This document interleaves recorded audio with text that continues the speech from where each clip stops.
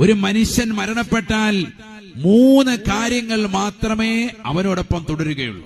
3 കാര്യങ്ങൾ ഏതൊക്കെയാണ്?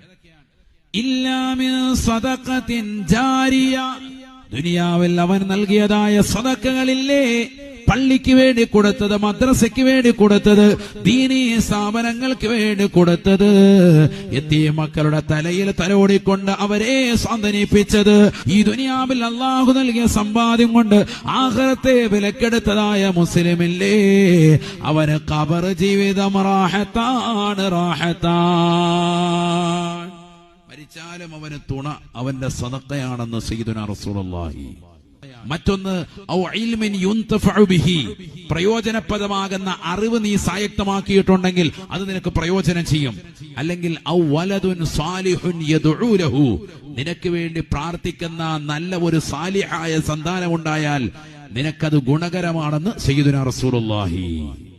മരിച്ചു കഴിഞ്ഞാൽ നിനക്ക് ഗുണം കിട്ടുന്ന ഈ 3 വസ്തുക്കളേ ഉള്ളൂ.